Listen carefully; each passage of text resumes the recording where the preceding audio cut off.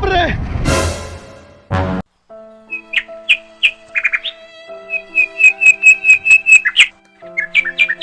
अरे बाबू हेने आ बाबू हेने आ का कहत रह बोला जल्दी बोला जल्दी हमरा काम बाटे जाए के एक जगह हम कहीं जान चाहता टोकल जरूरी रहेला बोला का भइल बा तारा बोला बोला का काम बाटे हमरा खोजता लोग जाए के बा, हमरा एगो काम बाटे बोला जल्दी बोला काहे न बोलत रे हमार तबीयत खराब बा तोनी के बुझात नहीं के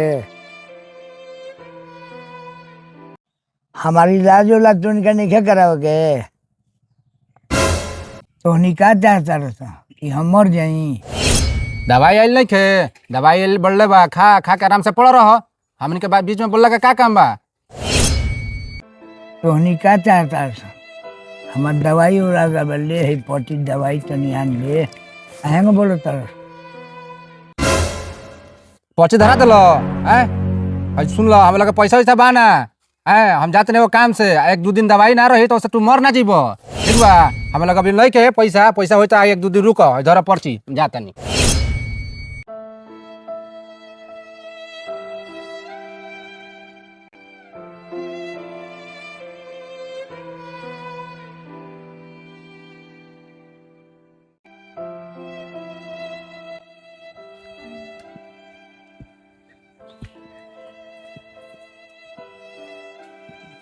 बे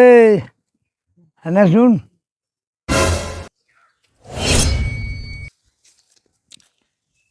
का कहता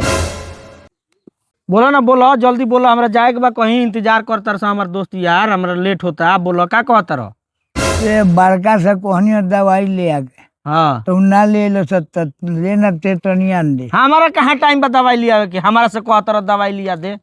हमारा टाइम धइल पर दवाई लिया के पैसा बा हमार लगे ऊ कमाता रहनु अपना मर्द मेहरारू के देता रहनु करे से मांगो हमार लगे पैसा धइल बा बात बतियाओ तरह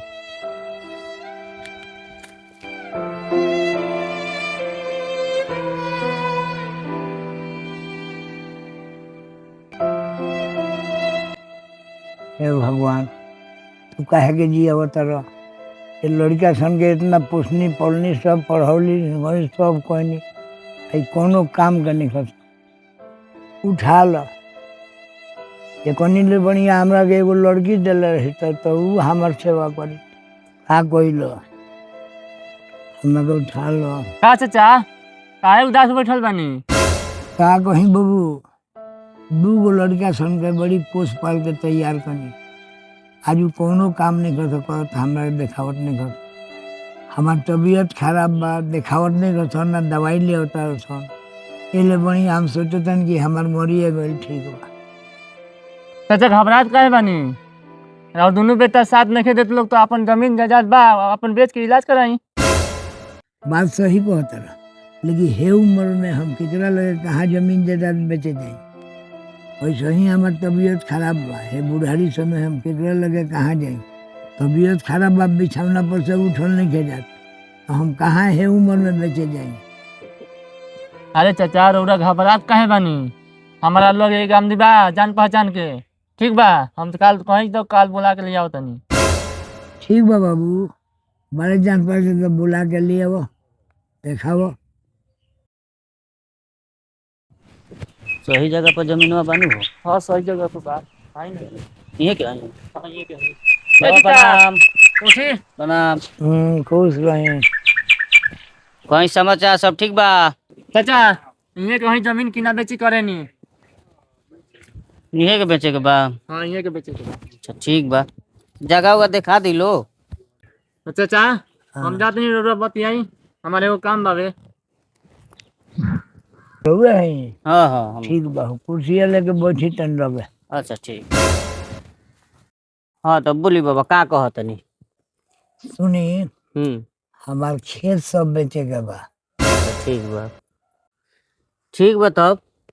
घर में के बा बुलाई और कागज पत्र दिखाई लो जमीन उमीन दिखा दी फिर बात कही जाला घर में हमारा लड़का दू गो बाड़े सन अच्छा तो कहीं से हमरा कोनो मतलब नहीं है अच्छा हमारा जमीन बेच देवे अच्छा ए बिया का हो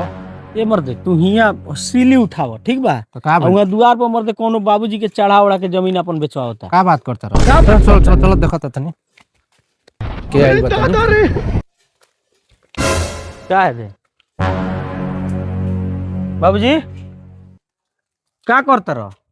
ई का सुनत नहीं सबनी जमीन का? काहे बेचत रह तो का करी बेची न तो हाँ तो दूगो बड़ा से कोनो दवाई बीरो ना करे बस अब मुर्गा मछली खाए के पैसा बा हमार दवाई करे के पैसा नहीं खे अरे तो पैसा रही तबे नु दवाई लिया हम सबनी का होई ना हम तरह से कि 2 दिन रुक जा 2 दिन के बाद आई 2 दिन में मर जाता रह तू 2 दिन में मर जीबो दवाई ना खइबो तो आ ओकरे खातिर तू जमीन बेच देबो उ जमीनिया पर हिस्सा हमनी के नु बा हमनी के नामे करते नहीं खई खातिर दूसरा से बेचे खातिर तो का करी हम बेचबे करे ए भैया जी हमरा 1 बीघा खेत बा हाँ हाँ तो हम बेच देव तू लिखा लो ठीक बा तो बताई जैसन होके का बताई जैसन होके जइबो कि नहीं यहाँ से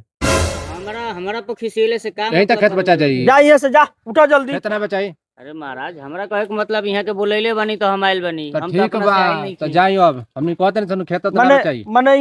बूढ़ देख के आ गेल खेत लिखावे इनकरा से बूढ़ आदमी देख के ना आई नहीं हाँ। हमार इहे कामे बाटे तो इहे काम में पोलावे खातिर बोलाव तो नहीं कि हमरा से एक आदमी कहल ह कि खेत बेचाऊ बा करके हम यहाँ के लगे आइल बनी ठीक बा हाँ हम ना बेचाई रो जाई हम जबरदस्ती थोड़े कहनी रुआ से ना तब केहू के बोला बोला एथी जा तू भाई जा यहाँ से जा ना बेचाई खेत तो। बा, ना जा। बेचाई तो ठीक बा हट दे आ गेल हमार ये कामे बा हमरा के जे बोलावेला हम आइले अच्छा ये काम बा आ गेल पोलावे आ तू तू केहू के बोला ले तरह खेत बेचे खातिर तो का हाँ? करी माने दवाई ना लेने से तो बाद में तार दवाई ना आ जाई बाद में कहिया आ जाई माने मर जाता रहो दवाई बिना दवाई बिना तकलीफ ना होला मर जाता रहो तो अरे तो अभी पैसा नहीं के जब होई तो लिया देनी सनू दिन धर बोलो खाली दिन धरा तनी हमनी बातें ना बुझल तू आखिर तरह खा के पड़ रह तब तू एगो बतिया तरह सुख से पड़ रहता आदमी हाँ कि दुख से पड़ रहता नहीं तरह भैया हम का बताई इनकर बुझाता इनकर बुद्धिए काम नहीं करत का दून अभियो तो हमनी के कम से कम चैन से रहे दो अभियो चैन से रहे दो हमनी के काहे परेशान कोइले बड़ो ठीक बा तो हमार देखभाल करो सदा भी ले सन आ ना ले बसन तो हम फिर खुद जाके बेचे उनका हाथ है अपना से नहीं तरह अरे तू केहू के काहे बेच देबो ठग लिहो सतारा के तो हमार करवा से दवा बीरो जिनके धरे के बाद तो करावत नहीं के देखा तरह बतिया अरे तो 2 दिन रुक जा पैसा के व्यवस्था होता तो करा दिया तरह के इलाज करा दिया बन इलाज करावल जाई तरह के कि खाए केहू से पिए खातिर पैसा बा आ एकुल खातिर पैसा नहीं कर का हम कहीं यही समझाते हैं अरे आ जाई दवाई तहार आराम करो तू ठीक बा तो ठीक बा ले वसत दवाई ना बेचे कोनो उपाय क के दवाई थोड़ा बहुत लिया देवे के दो पुर्जा दो द पुर्जा दे द लो आ एकरा बाद फिर के उसे मत बोलइया बेचे खातिर जमीन दवाइया ठीक लिया बा, दे बबुओ ना तो कोनो ठीक नहीं है कहीं जाके कोनो से बेच बा दिहन जमीन या तो हमनी के बिना काम के फस चल जाई जा तनी लेके आवे जो लिया कहीं से कर्जा पैसा काट के लिया हम देखत ना अब भैया सुनो है ना अब भैया हमारा कहे के मतलब बा कि हर महीना इनकर 8,000 10,000 के दवाई लागत है हां तो लागिए जाता हम कहाँ से लिया के दी तू लिया के देते नहीं का बताओ तो हम लोग अभी नई खे तो का नहीं खे, करी तू खाली रोते रहत मर्द हमरो ऊपर तो बाल बच्चा हमरो मेहरा से ओकनी तो देखभाल करे के बनू तो बोलो ना तो का कइल जाओ मर्द इतना खर्चा बा हमरा महीना के 40-50 हजार रुपया तो साला घरे लाग जाता सब पढ़ाई लिखाई से लड़का सन के लेके सब चीज सब तो देखभाल करे के बा यही में इनकर रोज महीना के 8-10 हजार के दवाई लिया के पड़ता बताओ तो बताओ कहाँ तुम्हें से का मिले? कइल जाओ का कइल जा मर्दे बताओ ए बार जमीन बेचे चल दे हलन हैं कहीं बेच देतन तब का कइल जाई रोड पर चलल जाई बात सही कहता रहो और बत माने ई करतरन हो बुढ़ऊ इनकरा से एकदम साफ मन उता गइल बा समझ हाँ, हम लो? तो ऐसा ही टेंशन में रहता नहीं का बताई हम करे तो और टेंशन दे के रख दे बड़न हमरा के बाग मर्दे कुछ बुझाते नहीं के का करल जाओ तो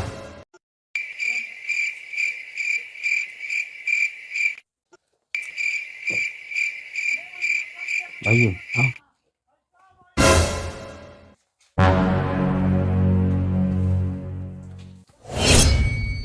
बाप रे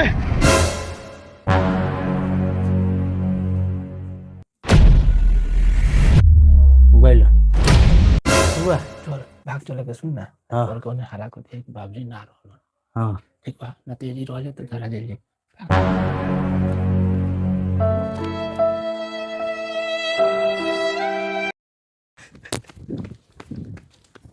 चाचा